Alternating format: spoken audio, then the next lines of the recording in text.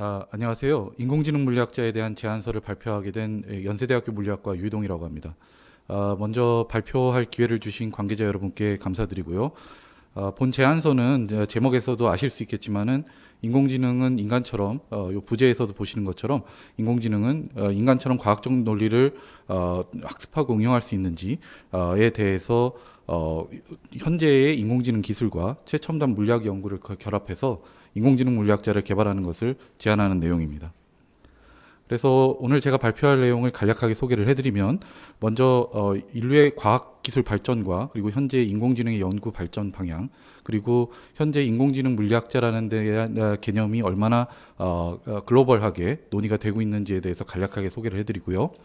또 그 다음에는 이 제안하는 과제 자체가 왜 도전 과제인지에 대해서 좀 더 설명을 드리도록 하겠습니다. 그리고 저희 연구팀이 갖고 있는 인공지능 물리학자의 개념 설계 및 그리고 또 어떻게 우리가 인공지능 물리학자를 개발하고 만들어낼 것인가에 대한 해결 방안을 제시해 드리고요. 그리고 기대 성과와 그리고 제가 받은 서면 질의 답변에 대해서 말씀드리도록 하겠습니다. 뉴턴과 아인슈타인을 대표로 하는 물리학자라는 단어가 주는 의미는 굉장히 각별하다고 생각을 하는데요. 근데 물리학으로부터 출발한 이러한 과학기술 혁명이 산업혁명을 이끌었고요. 그래서 이러한 형태의 역사를 우리가 비춰로 봤을 때 그리고 또 4차 산업혁명이 어떤 방식으로 올지는 아직 누구도 알 수 없지만 그럼에도 불구하고 인공지능이 이 4차 산업혁명을 이끌 수 있는 하나의 핵심 축이 될 것이라는 것을 부정하는 분들이나 의심하는 분들은 없기 때문에 이러한 인공지능이 어떻게 4차 산업혁명을 이끄는 주역이 될 것인지에 대한 물음표가 있습니다. 그래서 이러한 것들을 저희가 기존의 과학기술의 발전의 역사와 그리고 현재 우리가 인공지능에 가지고 있는 기대치 이 둘을 결합하는 것이 본 제안서의 핵심 목표라고 할 수 있습니다. 그래서 4차 산업혁명을 어떻게 이끌 것인가에 대한 근본적인 플랫폼을 구축해보는 것을 목표로 합니다.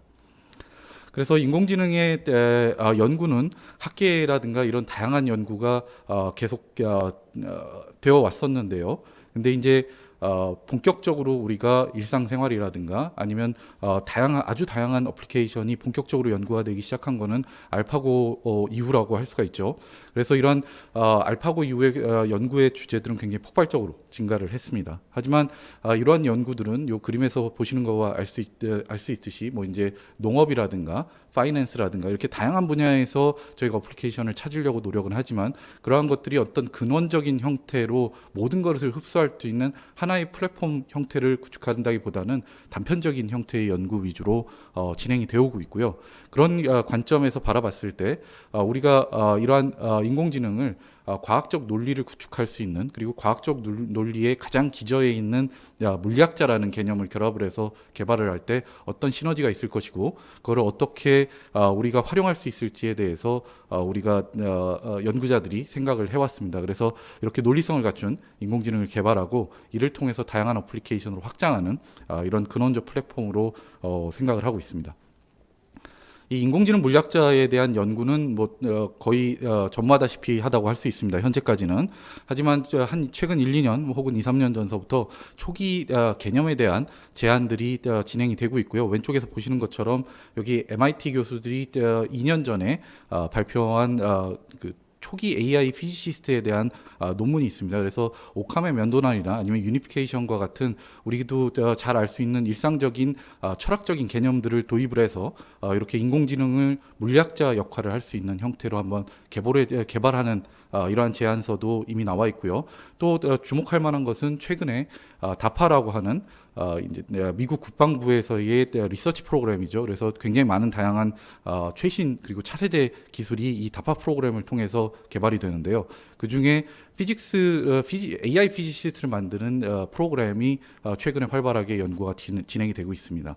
그리고 또한 페이스북에서 페이스북의 AI 팀이 뭐 이제 물리학자는 아니지만 또 고등 미적 적분학을 푼다거나 하는 이런 수학적인 개념 중에서도 단순히 산수라든가 이런 것이 아닌 좀 더 어드밴스드한 매스메릭스를 푸는 이러한 AI를 개발했다는 발표도 있었고요. 하지만 이런 내용들을 보셨을 때 이론 물리학 문제를 푸는 것 위주로 현재는 아주 초기 단계에서 몇몇 접근을 하고 있는 상태입니다. 그래서 저는 입자 물리학자이고 또 실험 물리학자이기 때문에 좀 더 실용적인 형태의 접근을 필요로 한다고 생각을 하고요. 그런 관점에서 조금 다르게 바라봤습니다. 그리고 이렇게 보시는 것처럼 이 연구 자체가 아주 지금 현재 글로벌하게 초기 상태에 있기 때문에 지금 바로 시작하지 않으면은 늦는 아주 최신의 연구 과제라고 생각을 합니다.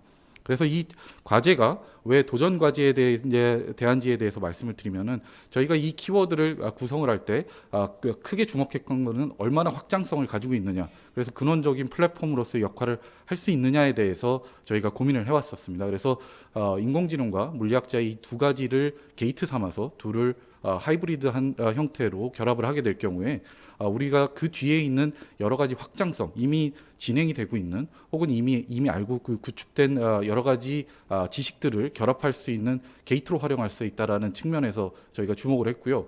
그래서 인공지능은 이미 앞에서도 말씀드린 것처럼 파이낸스나 사이언스, 헬스케어라든가 이런 다양한 분야에 이미 적용이 되고 있는 상태입니다. 그리고 또 물리학이라는 것은 여러분들 잘 아시는 것처럼 근대 물리학은 뉴턴에서부터 출발을 해서 다양한 학문, 이제 화학이라든가 생물학, 그리고 또 표면 물리학, 표면과학 혹은 기계 이런 식으로 점점 엔지니어링적인 측면으로 확장이 되어 왔었고요. 그래서 이러한 물리학자들이 가지고 있는 근원성 그리고 인공지능이 여러 어플리케이션을 활용할 수 있다라는 이러한 근원성 두 개를 결합하여 저희가 인공지능 물리학자를 개발하고자 합니다. 그리고 당연한 얘기지만 이 인공지능 물리학자는 개념 자체도 지금 설립되어 있지 않는 연구 주제이기 때문에 이 과제는 굉장히 어렵고 개념 설계부터 해야 되며 정의도 다양한 사람들한테서 다양하게 결정될 수 있다고 생각을 합니다. 그래서 이러한 형태가 없는 것을 만들어내고 그리고 앞으로의 발전 과정까지도 모두 흡수할 수 있는 형태로 만들어야 되기 때문에 굉장히 중요하다고 생각합니다.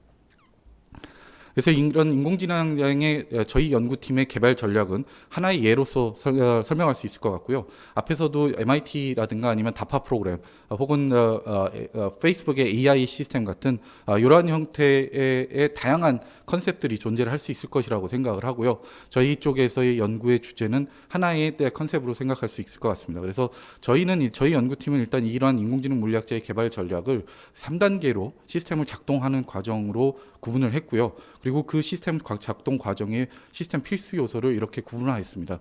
그렇게 해서 개념도는 그거를 중심으로 설계를 했고요. 그래서 이 시스템 작동 과정은 데이터 획득 과정, 데이터 처리 과정, 그리고 데이터 분석 과정으로 나눌 수가 있고요. 그리고 이 데이터 획득, 처리, 분석에 대한 이 세 가지 과정 속에서는 시스템의 필수 요소는 획득에 필요한 자동화, 그리고 데이터 처리를 위한 시각화, 그리고 데이터 분석을 위한 두뇌화, 이 세 가지 형태로 접근하려고 합니다. 그래서 이러한 물리학자의 개발 전략은 이 시스템을 구축하기 위해서 인간의 시각 처리 과정을 벤치마크 했습니다. 그래서 우리가 다시 한번 되돌아볼 것은 이렇게 시각화 형태를 벤치마크 했었을 때, 물론 저희는 물리학자이기 때문에 이런 시각화 시스템이라든가 이런 생물학자 혹은 바이올로지스트는 아닙니다만은 이 본다는 것은 무엇인가에 대해서 좀 더 고찰해 볼 필요가 있다고 생각을 합니다. 그래서 눈에서 일어나는 물리적 과정, 그리고 또 시신경으로부터 뇌에서 일어나는 생리적 과정, 이러한 것들에 근본적으로 연관이 되어 있고요. 그것보다도 먼저 물리적인 과정, 이것은 빛을 통해서 우리가 이 빛을 시각화하는 과정이라고 생각을 합니다. 그래서 현대 과학기술, 물리학만 놓고 본다고 해도 그렇고 물리학 이외에서도 여러 다양한 분야들이 여기에 포함될 수 있을 것 같은데요. 현대 과학기술은 우리가 눈으로 보면서 연구하는 것뿐만이 아니라 다양한 기계들 혹은 장치들, 검출기들을 이용을 해서 우리가 연구를 합니다. 그렇기 때문에 이러한 최신 기술을 통해서 우리가 시각이라는 측면에, 그리고 그런 것들에 대한 데이터를 받는 것들에 대한 다양한 확장성을 이미 구축을 해놨는데요. 그래서 예를 들면 저는 입자 물리학을 연구하는 연구자이고, 그래서 10-18m 이하의 아주 초미시 세계에서의 입자들의 운동에 대해서 연구를 합니다. 하지만 저희 연구팀에 있는 다른 천문학자 연구분들 두 분이 계신데요. 그 두 분들은 은하단 같이 초거시 세계 10의 22승 미터 이상의 우주에서도 태양계를 넘어서 아득히 먼 은하의 세계에서의 일어나는 현상들을 저희 데이터를 이용을 해서 다루십니다. 그 사이에는 또 예를 들면은 나노 세계, 뭐 표면 물리 세계, 다양하게 우리가 저희 연구팀에 계신 연구자분들이 전자 현미경을 이용한다거나 아니면 STM이라는 장치를 이용한다거나 해서 원자 단위의 레벨 혹은 표면에서의 나노 세계에서의 데이터 같은 것들을 다루게 됩니다. 근데 저희가 개념 설계를 하면서 여러 한 7, 8분 연구자들이 모여서 이렇게 연구에 대한 내용을 다뤘을 때 가장 핵심적으로 어려웠던 부분 중에 하나는 각각 다루는 데이터들의 스케일이 너무 다르고 그래서 데이터가 가지고 있는 속성이 너무 다릅니다. 그래서 이러한 데이터를 하나의 범용적인 시스템에서 처리를 하기 위해서는 저희가 구축하려고 하는 이 인공지능 시스템, 물리학자 시스템에서 가장 핵심적인 내용이 될 것은 시각화 시스템이라고 생각을 합니다. 그래서 1단계의 시각화 시스템을 개발하는 것을 목표로 하고요. 이러한 굉장히 다양한 스케일, 10의 마이너스 18승 이하 미터 이하서부터 10의 22승 초거대 은하 세계까지의 모든 데이터들을 시각화 처리해서 이미지화하는 이러한 범용적인 알고리즘을 구축하는 것을 목표로 하고 있습니다. 그래서 저희 연구팀에는 입자 연구를 하는 저를 비롯해서 표면물리와 원자물리 그리고 원자물리 이하의 세계의 초미시 세계의 연구를 하시는 물리학자 분이 한 4명 계시고요. 그리고 은하단 연구를 하시는 연구자 2분, 그리고 또한 가장 중요한 인공지능에 대한 전문가 연구자분이 2분 계십니다. 그래서 이 2분은 특히 내추럴 랭귀지 프로세싱을 연구하시는 이 자연어 처리 연구를 하시면서 인공지능에 대한 근본적인 이 모델링에 대해서 연구를 하시는 그런 분들로 구성이 되어 있습니다. 그래서 이렇게 시각화된 데이터들은 저희가 어떤 형태로 처리하는지는 현재까지는 2가지 방향성을 가지고 있고요. 첫 번째는 픽셀레이트되는 형태로 여러분들이 잘 아시는 것처럼 픽셀화된 이미지들로 구축하는 것입니다. 그래서 저희가 어떤 물리 검출기에 대한 데이터를 검출기로부터 받게 되면 그거를 우리가 통상적으로 사용하는 사진, 디지털화된 사진에서의 픽셀로 변환해서 이러한 변환들을 통해서 우리가 범용적인 형태의 포맷으로 구축을 하는 것을 목표로 하고 있고요.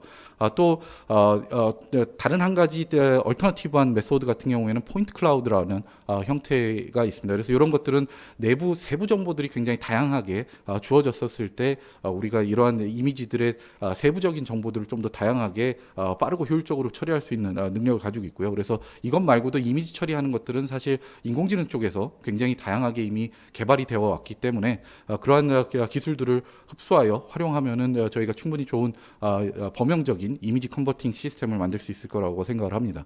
그리고 또한 이러한 이미지 처리를 하는 연구들은 이미 인공지능 쪽에서 많이 개발이 되어 왔는데요. 그래서 이렇게 이미지를 저희가 변환을 하게 되면은 이미지 처리에 굉장히 효율적이라고 이미 잘 알려져 있는 컨볼루셔널 뉴럴넷이라든가 혹은 최근 각광받고 있는 그래프 뉴럴넷이라든가 이런 다양한 모델들을 적용해서 범용적인 프로세싱 알고리즘을 개발하고 최적화하는 것을 목표로 합니다. 그래서 저희가 이러한 시각화 시스템과 결합된 이러한 알고리즘을 두뇌화 시스템이라고 부르게 되고요. 여기 그림에서는 저희 입자 물리학에서 단순하게 어떤 입자의 근원성이 서로 다른 입자들을 검출기에서 검출을 하고 여기 왼쪽에서 보시는 것처럼 이 검출기들에서의 역할은 눈으로 보면 이 데이터들은 별로 다르지 않습니다. 하지만 얘네들은 서로 다른 근원에서부터 출발한 입자들이고 그러한 것들의 입자를 굉장히 효율적으로 서로 구분해낼 수 있는 이러한 기술이 이미 잘 연구가 되고 있습니다. 하지만 이렇게 범용적인 인공지능 물리학자 여러 가지 스케일들을 다룰 수 있는 이런 범용적인 물리학자를 만들기 위해서는 필수적으로 다뤄야 되는 내용 중에 하나가 프로토타입을 개발한 후에 주요 분야의 최신 물리학적 지식을 습득하고 그걸 교육시킨 후에 최신 물리학에 적용을 해서 트레이닝을 계속 시켜야 됩니다. 그래서 그러한 것들을 인간 물리학자가 하는 연구들과 비교해야 되고요. 데이터 획득 시스템은 프로세싱 과정에서의 맨 첫 번째 있지만 가장 어려운 단계입니다. 그래서 제가 3단계에다가 자동화 시스템을 집어넣고요. 이 프로토타입 만들어진 다음에 자동화 시스템을 개발해야 된다라고 생각을 합니다. 그래서 이러한 데이터 획득 자동화 시스템의 개발은 근본적으로 최신 물리학 시스템과 관측 시스템, 이제 천문학 관측 시스템, 대형 망원경이라든가 이런 것들이 매우 복잡해서 이런 전문적인 지식을 보유한 연구자들만이 특화돼서 다룰 수 있어요. 소규모의 연구자들만이 다룰 수가 있게 됩니다. 그렇기 때문에 저희가 프로토타입 인공지능을 개발을 하면 많은 트레이닝과 여러 가지 옵티미제이션을 통해서 이 부분들을 개발시켜 나가야 되고요. 이러한 내용 속에서의 우리가 근원적으로 얼마만큼 확장성을 가지느냐의 하나의 예를 든다면은 저희가 현재 실험적으로 이 사이언티픽 디스커버리라든가 사이언티픽 데이터를 받는 과정은 상당히 단순합니다. 그 내용에는 기술적으로 굉장히 복잡하지만은 우리가 할 수 있는 내용들은 굉장히 한계치가 많이 있습니다. 그래서 어떤 특정한 모델을 만들고 그 모델에 해당하는 파장들이라든가 이러한 데이터만 특정해서 받을 수밖에 없게 돼요. 그 기저에는 우리가 이런 모델링을 구축하고 그 컨디션을 바탕으로 구축하지 않으면 범용적인 형태는 우리가 현재까지의 기술로 다루는 데는 여러 가지 한계가 있습니다. 그래서 만약에 AI를 여기에다 적용을 하게 된다면 다양하게 굉장히 많은 것들을 한꺼번에 받고 그 사이에서 실시간으로 선별 과정을 거쳐서 우리가 원하는 형태로 받게 될 수 있게 됩니다. 그래서 좀 더 범용적인 형태의 모델링과 실험 아파라투스 구축이 가능하고요. 그걸 통해서 뭐 오늘은 A라는 데이터를 받고 내일은 B라는 데이터를 받는 플렉서빌리티가 상당히 증가하게 됩니다. 그래서 이런 거를 통해서 뭔가 우리가 여태까지 발견하지 못했던 물리학적인 중요한 성과들을 발견할 수 있는 이러한 토대를 구축하지 있지 않을까 생각을 합니다. 그래서 자동화 시스템에 대한 구축의 예는 기본적으로 저는 입자물리 실험 연구를 하면서 이러한 자동화 시스템을 설계하는 전문가이기도 한데요. 한 가지 예로만 소개를 해드리면 대형 입자 가속기 실험에서 트리거 검출기라는 것이 있습니다. 트리거 검출기는 통상적으로 하드웨어를 1단계로 삼고 소프트웨어를 2단계로 삼는데요. 그래서 저희는 통상 하이브리드한 형태로 시스템 검출기를 구축을 합니다. 저희 실험을 예를 든다면은 스위스 선 연구소에서 힉스 입자라는 발견을 한 LHC라는 실험이 있는데 거기에는 초당 4천만 개의 입자의 충돌 실험이 일어나게 됩니다. 단순하게 입자 하나가 나오는 것이 아니라요. 4천만 번 중에 한 번씩 나올 때마다 수천 개의 입자가 동시에 나오는 굉장히 아주 메시한 형태의 데이터들이 계속 초당 4천만 개가 구축이 되는데요. 그러면 저희가 이거를 온라인으로 실시간으로 마이크로 세컨드 단위로 피직스 어널리시스를 진행을 하고 그걸 통해서 저희가 최종적으로 그 중에서 1000개를 선별하는 그러한 작업들을 진행을 합니다. 그래서 저희 두 단계로 나눌 때 첫 번째 단계에서는 1000kHz로 줄이는 목표를 가지고 있고 요 프로세스는 3 마이크로 버퍼 사이즈를 계산하면은 3 마이크로 세컨드 안에 모든 것들이 결정이 돼야 됩니다. 그러고 나면은 100kHz에서 1000Hz 정도까지 줄이는데 few 마이크로 세컨드 역시 사인이 돼 있고요. 그래서 이러한 과정들을 통해서 저희가 실제 피직스 어널리시스를 요 짧은 시간 안에 구축을 해야 되기 때문에 이것들을 하드웨어 소프트웨어로 가속화시키는 작업들을 벌이고요. 여기에다가 AI를 접목했었을 때 앞서 말씀드린 디스커버리에 대한 확장성이 무한에 가깝게 확장할 수 있게 되는 것입니다. 그래서 이렇게 구축된 프로토타입의 인공지능 물리학자를 다양한 최신 물리학 연구에 적용하여 인간 물리학자의 결과와 비교를 하면 굉장히 재밌을 거라고 생각을 합니다.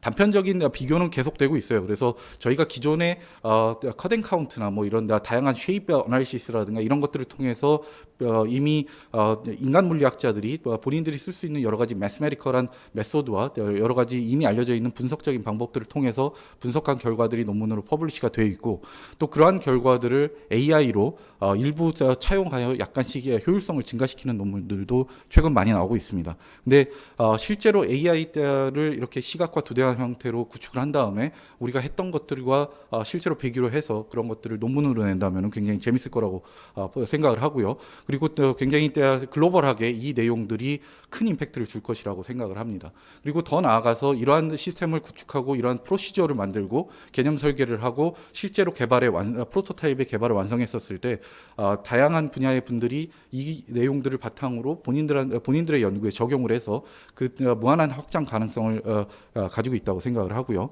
그래서 이러한 확장성과 근원성은 다양하게 말씀을 드렸고 또한 프로토타입을 만든 다음에 후속 연구를 통한 시스템의 심화 발전에 대해서도 굉장히 프로미싱하다고 할 수 있고요. 그래서 앞에서 설명드린 대로 이러한 하이브리드한 다단계 시스템으로 시스템을 세분화해서 이러한 자동화라든가 다양한 인공지능의 개발 형태들이 확장성을 가지게 될 수 있고 특히 이러한 인공지능 물리학자가 앞으로 교육 시스템에 크게 접목될 수 있을 것이라고 저는 생각을 합니다. 그리고 다양한 차세대 기술인 뭐 예를 들면 양자 컴퓨팅 같은 것들을 이용을 해서 저희가 기술을 점점 더 심화시키고 다양하게 다양하게 확장해서 더 나아가서 앞으로 버전 2, 버전 3 이런 식으로 흡수하면서 이 발전할 수 있는 이러한 토대가 될 수 있을 거라고 생각을 합니다. 그래서 두 개의 서면 질의 내용에 대한 답변을 마지막으로 제 발표를 마치도록 하겠습니다.